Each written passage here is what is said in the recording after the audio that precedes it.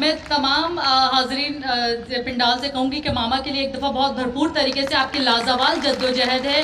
ये वाकई 10 मिनट की टाइम में नहीं आप कंपोज कर सकते, और हमें पता है इसका दुख दर्द के अंदाज़ा है। इसको इस पिंडाल में आज कन्वेंशन करने का मकसद भी ये है कि ख़ास तौर पे पाकिस्तान की बड़ी सियासी जमातें आखिर क्यों मिसिंग पर्सनस पे खुल के बात नहीं करती। आज ही आज सब आप लोग पिंडाल में बैठे, ये भी मिसिंग पर्सन फैमिलीज़ और जो चला रहे हैं उन्होंने चंदा जमा करके ये कन्वेंशन किया है। तो मैं चाहूँगी कि उनके लिए एक दफ़ा भरपूर अंदाज में आप तालियां भी बजाएं, क्योंकि ये हमने किसी सियासी पार्टी एक तो आती नहीं है और वहाँ पर वो हमसे इस तरह की चीज़ें करते भी नहीं है। खुश आमदेद करूँगी, डॉक्टर मालिक साहब नहीं आ सके, उनके बदले नेशनल पार्टी के डॉक्टर इसहाक साहब आए हैं, तो वेलकम करते हैं सर आपको भी। और यहाँ पर कॉमरेड जोयो अगर प्लीज़। बर सगीर के अजीम रहनुमा खान अब्दुल गफ्फार खान की पार्टी के रहनुमा शहीद अब्दुल समद अचकज़ई और उसके बेटे की पार्टी के रहनुमा शहीद जुल्फ़िकार अली भुट्टो के पार्टी के रहनुमा नौरोज़ खान के वर्षा में से आए हुए बलोच लीडरान और मिसिंग पर्सन फैमिलीज़, माएँ बहनें और दोस्तों, मैं अल्लामा इकबाल के एक ममनुआ शेर से इब्तिदा करता हूँ। ये सरज़मीन सिंध मसजूदे दिले गमदीदा है। ये अल्लामा काकेपोटो को अल्लामा साहब ने सर्टिफिकेट देते हुए लिख के दिया था शेर। ये सरज़मीन सिंध मसजूदे दिले गमदीदा है, जिसमें लहू असलाफ का खाबीदा है। बुजुर्गों, दोस्तों, मैं उस सरज़मीन से बात कर रहा हूँ जो सरज़मीन अंग्रेज़ के जाने के बाद भी मिसिंग है। अंग्रेज़ के ख़िलाफ़ हमारे आबाओ अजदाद ने जद्दोजहद की। पूरे बड़े सगीर में 1943 में सिंध में मार्शल लॉ लगाया गया, कंसंट्रेशन कैंप्स कायम किए गए, शहीद सिबगतुल्लाह शाह बादशाह को शहीद किया गया, हेमू कालानी को शहीद किया गया, पाकिस्तान बन गया, आज़ादी मिल गई, गोरा साम्राज्य गया, काला साम्राज्य आ गया। खान अब्दुल गफ्फार खान गद्दार, जीएम सैयद गद्दार, अताला मेंगल गद्दार, खैरबख्श मरी गद्दार, जिन्होंने पाकिस्तान या आज़ादी की तहरीक में हिस्सा लिया, वो गद्दार हो गए। और अंग्रेज़ के टोडी और पिट्ठू वो हुक्मरान और बाख्तियार हो गए। और क्या हुआ? इन सबको गद्दार कर दिया। हमने मार्शल लॉ देखी, वन्यून देखे, आइन की धज्जियाँ उड़ती देखी, बंगालियों का कत्लाम देखा, सब कुछ देखा। शहीद हसन नासिर की शहादत देखी, नज़ीर अब्बासी की शहादत देखी, सिकंदर आज़म मंगसी एक इंटर का शागिर्द था, उसकी शहादत देखी। ये ज़िया दौर की दो शहादतें हैं 80 की। तब मैं जेल में था, अयूब खान के जेल में, ज़िया के जेल में था मैं। उसके बाद जब मुशर्रफ का अगवा पहले भी होते थे, उठाते थे एजेंसियां लोगों को, जामसाकी को शाही किले में रखा गया, बगावत का केस चला, बलोचों पर बगावत का केस चला। अब्दुल वाहिद आरी सर जो जीएसएन के रहनुमा थे, उसको 10 कोड़े लगाए गए। डीएसएफ के रहनुमा इमदाद चांडी और उसके साथी और जीएसएन कम से कम 3 दर्जन लड़कों को कोड़े लगाए गए। लेकिन वो जुल्म करने वाले भी मालूम थे, जुल्म के तरीके भी मालूम थे। लेकिन मुशर्रफ दौर के बाद इनविजिबल फोर्सेस आ गई हैं, वही एजेंसियां, वही पुलिस, वही रेंजर्स, वही आईएसआर, वही एमआई, लेकिन अब वो बन गई खलाई मखलूक। और जो गुम पहले उठाते थे जेल में, तशद्दुद, फटके, ये सब कुछ टिकटिकी पर बिठाते थे, लेकिन अब वो है लापता। पता नहीं कहाँ बाहर निकलते हैं, पता चलता है भाई ये उसी खोली में था जिसी में जामशागी था, ये उसी खोली में जिसमें शहीद जुल्फकार अली भुट्टो था सक्कर में, उसी खोली से आ रहा है। बलोचिस्तान से हजारों लोग गुम हैं, पख्तूनख्वा से गुम है, सिंध में से गुम है, जो भी बोलता है वो गुम है, और रात को सब खून लगता है। ये बच्चियां बैठी हैं, इनसे पूछो, वो बच्ची छोटी, पारस इधर आ जाओ। ये बच्ची जो है, इनके घर में सीढ़ियां लगाकर वो ऊपर गए, दीवारें फांद कर गई, ये बेहोश ले गई, इसकी भाभी बेहोश हो गई जो मर गई, इसका बाप फोत हो गया। आप चलें। तो ये जो तरीका है, 15-15, 20-20 गाड़ियां आती हैं, 50 पर। ये मेरा बेटा सारंग है, इसको लेने के लिए 15 गाड़ियां आई। इससे पहले अता मोहम्मद भमरो के बेटे का नाम था राजा दाहर नाम था, उसको शहीद कर दिया गया। उसने प्राइड ऑफ परफॉर्मेंस को लात मार दी। जब सिंध से 100 के करीब लोग उठाए गए, मैं भी आया, मेरे बेटे को बाद में उठाया, मैंने पहले फैसला किया था। मेरा बेटा उन 100 या 150 जिसमें सिंधी, उर्दू, बलोच जो सिंध में है, मैंने पाकिस्तान के प्राइड ऑफ परफॉर्मेंस को लात मार दी। और मेरी बहन वीरता फहमीदा रियाद ने भी कहा, ह्यूमन राइट्स की ये जो इनहराफी हो रही है, मैं अपनी माँ का अवार्ड नहीं लेता। ये हुक्मरानों पर अदम क्या यकीन, एतमाद का सबसे बड़ा सबूत।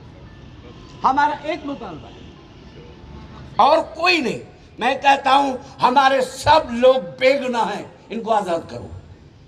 लेकिन आप एजेंसियां समझती हैं कि वो गुनाहगार हैं, उन्होंने बम मारा है, पाकिस्तान की जड़ें खोदने की कोशिश की है। कोर्ट में ले आओ, अदालत है, 73 का आईन है, इनको कोर्ट में ले आओ। ये मावराए अदालत फैसले, मावराए कानून, ये जो फैसले होते हैं, ये हम बर्दाश्त नहीं करेंगे। आपको याद होगा कि 1992 में टंडो बहावल का वाकया हुआ था। नवाज शरीफ वजीर आजम था। 29 मई को 12 लोग उठाए गए, 3 गाड़ी से कूद कर चले गए। 9 को मारकर कहा गया कि ये भारत के एजेंट थे, इनसे असलहा मिला है। फौजी बयान भी आ गया, नवाज शरीफ को भी हथियार दिखाए गए। लेकिन अली हसन BBC वाले को सलाम है कि उसने सही रिपोर्ट भी की, और दूसरे दिन ने आसिफ नवाज जंजुआ ने एतराफ किया कि ये कर्नल अरशद ने ये गलत फैसला किया, हम कौम से माफ़ी मांगते हैं। माई जिंदो की 2 बेटियां, उन्होंने खुद को जला दिया, माई जिंदो को लोगों ने बचा दिया। और उस पहली पाकिस्तान की तारीख में पहले कैप्टन अरशद को फांसी मिली। क्या हुक्मरानों, तुम ये चाहते हो कि ये सब फैमिलियां जो हैं, उनकी बेटियां, माँ, ये खुद सोजी करें, उसके बाद उनके बच्चों को छोड़ोगे? डरो उस दिन जब इधर 1000 के करीब माई जिंदो मैदान में आ जाएं, और फिर आप क्या करेंगे? फिर किस किस को फांसी देंगे? बस हमारा मुतालबा है कि कोर्ट में हमारे दोस्तों को ले आओ, हमारे भाइयों। ये इंसाफ दायों की बहनें बैठी हैं, 4 साल से रोजाना अपने भाई का, वो टेलर मास्टर है, उसने क्या किया है? उसने किसकी जेब काटी है क्या? ये अम्मा शहजादी बैठी है, अम्मा उठे, 80 साल की उम्र की है, इसका बेटा नौकरी फार्म पर किसान है। वो अम्मा बैठी है, उसका बेटा मजदूर है। आप किनको उठा रहे हैं और इनसे तकाजा करते हैं कि पाकिस्तान जिंदाबाद का नारा लगाओ? कैसे लगाएंगे? ये रोज मरते हैं, रोज जीते हैं। वो मारवी बैठी है, अयूब कांदरा पब्लिक हेल्थ सर्विस में एक क्लार्क है। किस किस का नाम लूं? नसीम बलोच, ये हमारी बलोच भाई बेटियां, किसका मैं नाम लूं? हमारा एक मुतालबा है, हमारे लोगों को जाहिर करो, कोर्ट में पेश करो, अपनी उनको सजा दो, हम कबूल करेंगे। लेकिन ये तरीका जिंदा इंसानों को गुम करने का जो तरीका है वो न अक़वाम मुत्तहिदा इजाज़त देती है, न तुम्हारा आईन इजाज़त। बहुत शुक्रिया जोयो साहब। मिसिंग पर्सन्स की जहां पे हम बातचीत कर रहे हैं, वहाँ पे एक जो बलोच मिसिंग पर्सन की तहरीक सबसे पहले पाकिस्तान में स्टार्ट हुई और दूसरे बलूचिस्तान से निकल के दूसरे सूबों में भी जब ये पहुंची तो पश्तून तहरीक के तहफ़्फ़ुज़ के लोग भी अभी यहाँ पे आए, जिन्होंने पूरे मुल्क में क्या पूरे नेशनल लेवल पे मिसिंग पर्सन्स के मामले को जिस तरह से उठाया है वो बड़ी बात है, उसके लिए क्लैपिंग होनी चाहिए। और एक खुशाइन बात है कि जो पेशावर में कुछ उन्होंने 100 या 50 मिसिंग पर्सन्स को अदालत जेल में भी भेजा है और कहा है कि वो आप लोग अपने मिसिंग पर्सन्स को पहचान लीजिए। मैं जोयो साहब की तकरीर के बाद कहूँगी कि एक जिस तरह से उन्होंने एक ओवरव्यू दिया है जो सिंध में और जिस तरह से मिसिंग पर्सन्स फैमिली के बारे में, ये इसी तरह से दर्दनाक स्टोरीज़ हैं। जब आप हमारी जो मिसिंग पर्सन्स फैमिली आई हुई है उनसे जब सुनेंगे तो आपको अंदाज़ा होगा। मैं दावत देना चाहूँगी महनाज रहमान को कि वो आए और अपनी बात रखें। महनाज रहमान। मैं आप सब लोगों की बहुत शुक्रगुजार हूँ कि आप तशरीफ़ लाए, ख़ासतौर पे हमारे स्पीकर हजरात। और मैं तो समझती हूँ कि हमें इनसे सुनना चाहिए क्योंकि हम लोग तो मेज़बान हैं और हमने आप लोगों के दुख दर्द में शामिल हैं शुरू से। जब भी आप लोग आते हैं कराची और या प्रेस क्लब के बाहर कैंप लगाते हैं तो हमारी पूरी कोशिश होती है कि हम आपके साथ बैठें और आपका साथ दें। मैं समझती हूँ कि सीधा सादा सा मामला है कि देखिए, हम जंगलों और गारों में नहीं रह रहे हैं, हम एक 21वीं सदी में रह रहे हैं, एक रियासत में रह रहे हैं, एक 21वीं सदी के समाज में रह रहे हैं। तो यहाँ हमें कानून और आइन के मुताबिक चलना चाहिए। और जैसे कि सब स्पीकर्स ने कहा और आगे भी कहेंगे कि हम लोग कानून के मानने वाले लोग हैं, हम लोग आइन की इज़्ज़त करने वाले, एहतराम करने वाले लोग हैं। और जो भी गैर आइनी बात जो भी करेगा हम उसके ख़िलाफ़ खड़े होंगे। और शुरू से जितनी भी तहरीकों में हम लोगों ने हिस्सा लिया है उसमें हमारा यही मुतालबा है कि देखें, अगर किसी ने कोई गलत काम किया, अगर किसी ने कोई जुर्म किया है तो उसे अदालत में पेश किया जाए। आखिर आइन और कानून किस लिए हैं?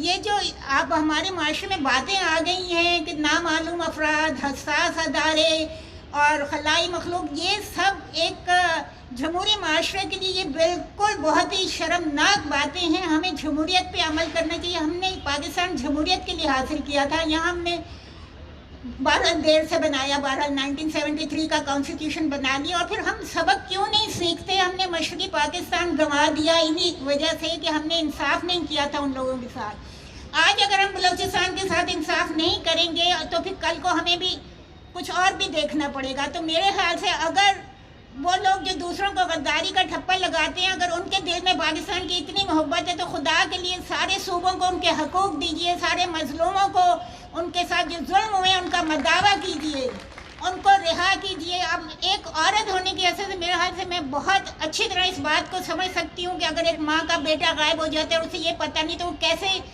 तड़पती होगी, कैसे वो जिंदा रहते हुए लम्हा लम्हा मरती होगी। मेरे ख्याल से हम में से सब जो माएँ हैं, जो बहनें हैं, जो बेटियां हैं, हम समझते हैं कि जब घरों से मर्द गायब हो जाते हैं, हमारे भाई, हमारे बेटे, हमारे शौहर, हमारे बाप, तो हम लोग तो जिंदा जीते जी मर जाती हैं हम औरतें। तो ये जितनी औरतें यहाँ बैठी हैं मैं उनके दुख को पूरी तरह महसूस करती हूँ क्योंकि मैं खुद भी एक माँ हूँ। तो हम और कुछ नहीं तो खुदा के लिए इन औरतों के जज्बात का ख्याल करें कि ये किस तरह हर लम्हे जी रही हैं और मर रही हैं, जी रही हैं और मर रही हैं। तो प्लीज़ अगर उन्होंने कोई इतना ही कुछ कर दिया है तो उनको अदालत में पेश करें। अगर वो आप उनका जुर्म साबित कर देते हैं कानून और आइन के मुताबिक तो हम कुछ नहीं करेंगे।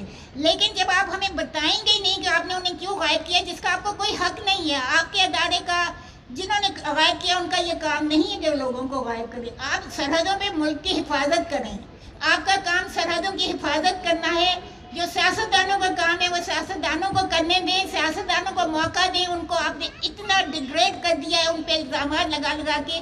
और ये नहीं सोचते कि इतने साल आप लोगों ने मार्शल लगा के सियासत का बेड़ा गर्क किया।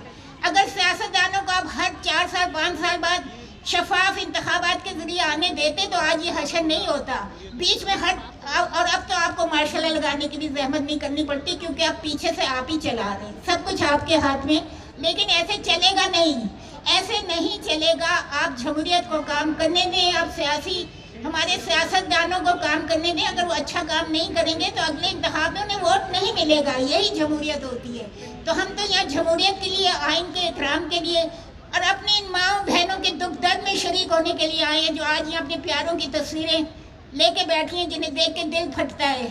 तो प्लीज़ जमहूरियत का एहतराम करें, जो आपके अदारे का काम है उसकी हद में रहें, यही बेहतर है। शुक्रिया।